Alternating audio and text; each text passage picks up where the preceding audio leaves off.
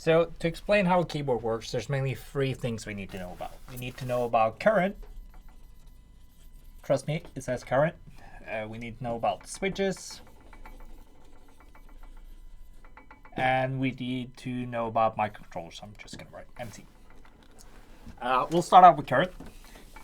Current, we don't have to go into full detail, but it is something that flows through something, and we normally call the something wires. So if something looks like that and we signal that we are sending some current through it by writing how much voltage we put on it, this current flows from the point where we put it in to the least amount of resistance in the other end. So in this case here, it'll flow through the wire like this, and it'll end up over here somewhere. This is not connected to anything at this point, so it doesn't do anything at all, really. That's current. It's something that flows through something. The second part of the list is a switch.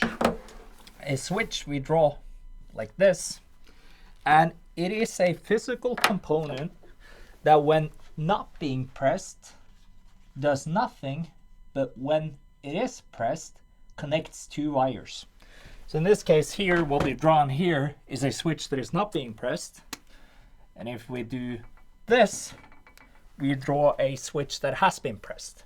And if we put a current on this, in this sense, when the switch is not pressed, the current goes through here and up, and it's not connected to anything, so nothing happens. If it is pressed, the wires are connected, and the current ends up here. That's the second thing we need to know. The third thing is what microcontrollers are. I'm just going to draw that as a rectangle. A microcontroller is a tiny, tiny computer that has what we call input-output pins, I/O pins. I'm drawing these like that. The I/O pins can take input and it can send output, and in between those two, we have a computer on the microcontroller that can do things. So if something comes into one I/O pin, the computer can decide to do something with that and potentially send something else out in the other end. Okay, that's the three things we need to know. Current, something that flows through something. Switches, which can open and close what we call a circuit, but is mainly just two cables and whether they are connected or not. And lastly, a microcontroller, which is a tiny computer that has input-output pins that it can do stuff with. Okay, so how do we make a keyboard? Well, first of all, we have a current. Then second of all, we have a switch. And third of all, we have a microcontroller with an input-output pin that the cable is connected to.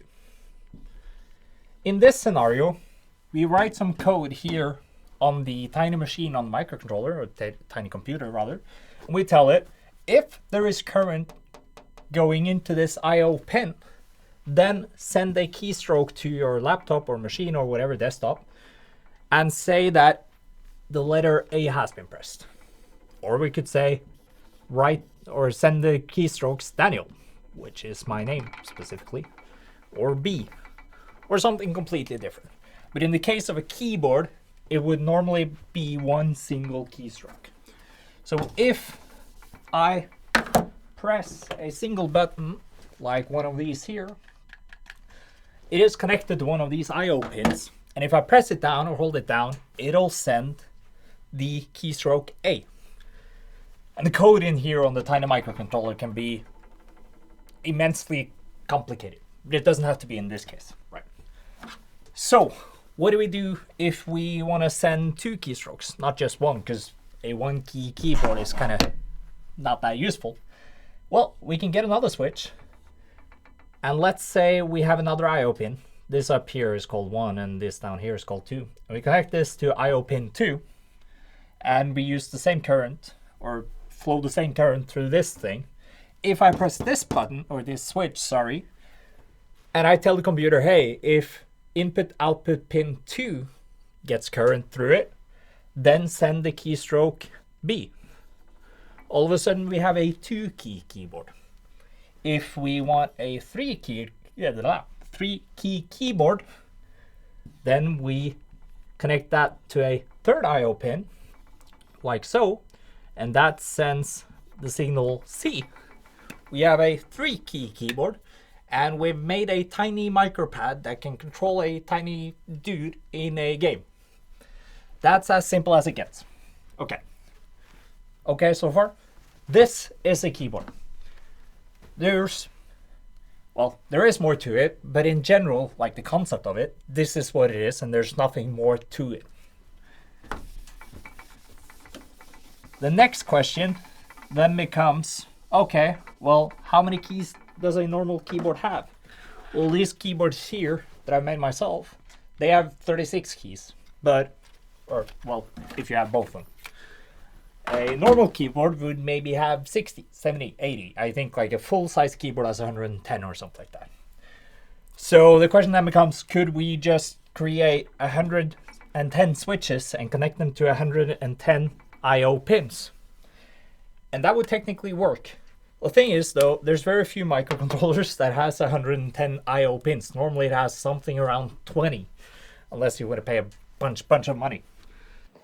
So what do we do if we want more keys than we have I/O pins? Then we have to do something, well, hopefully smart to reduce the number of pins needed.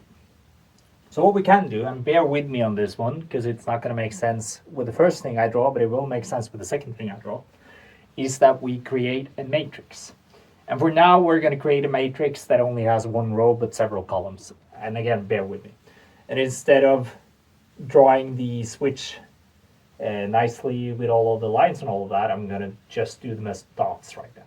So one of these dots is one switch, and this is another switch, right? What we do is that we create some lines here that are connected to one end of the switch. And then we create a wire that is connected to some other part, or well, not some other part, the other end of the switch.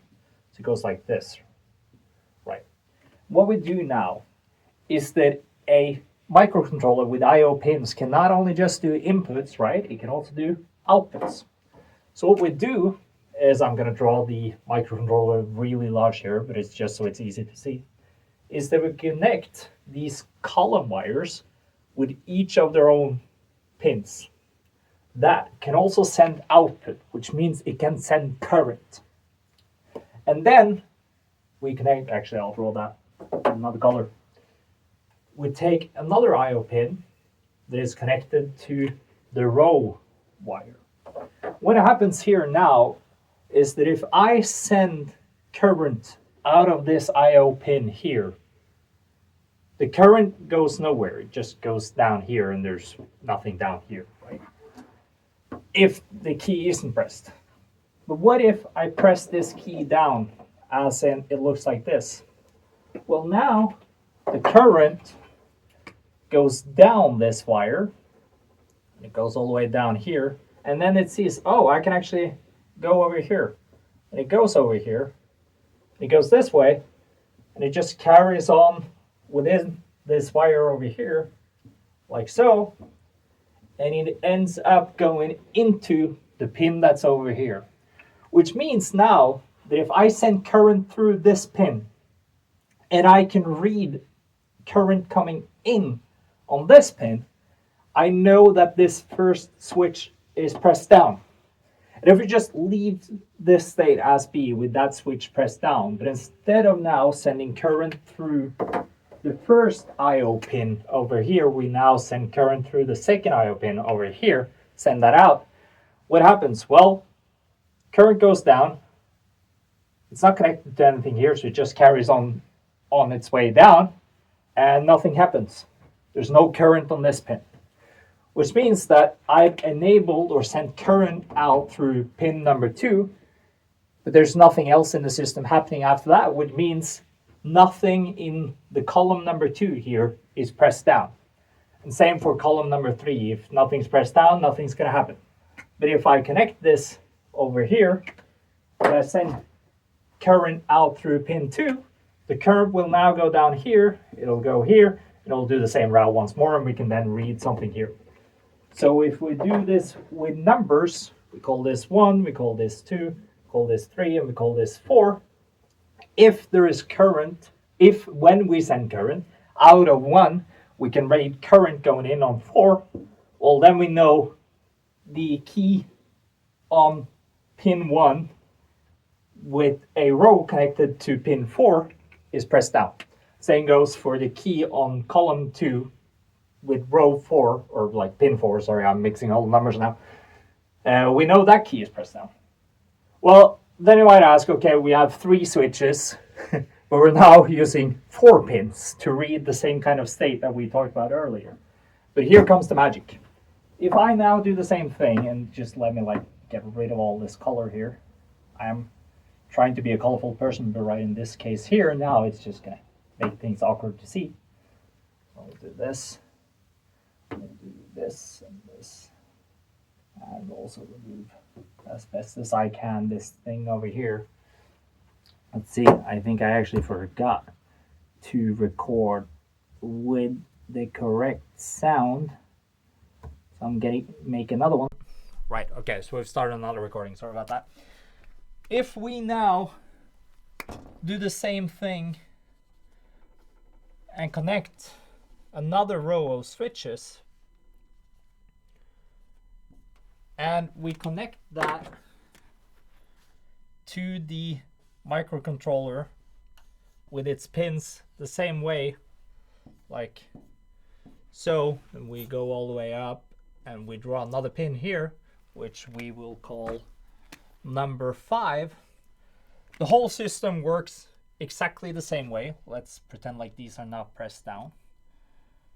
In the case now where the key down here is pressed, and I now send current out from pin number 2, nothing happens on the row that's connected to pin 4, right? But it goes all the way down here and it says, oh, it's connected here. So it goes here, up here, and it goes all the way into pin number 5. So if I send current out through pin number 2 and I read current in on pin number 5, I know that the switch that is connected to the column for pin 2 and the row for pin 5 is now pressed down. And all of a sudden now I can read the state of 6 switches with 5 pins. And if I add another row, I can read 3 new switches with only inputting or without using, or shit. So if I put another row, I can read 3 new switches with only 1 new I/O pin. And if we carry this on and we make it big enough, voila, we have made a keyboard. This is all a keyboard is. It does get a little more complicated with what we call diodes that control the direction of current. Technically, current can flow back and it can do many different things in many different directions. So if I press 2 keys down, we might get some weird interactions where you see something in a pin you wouldn't be expecting to see the pin in, yada yada yada. Not important for the whole of actually hand wiring a keyboard for your first time. Does really not matter. This is how a keyboard works. Yeah, got it?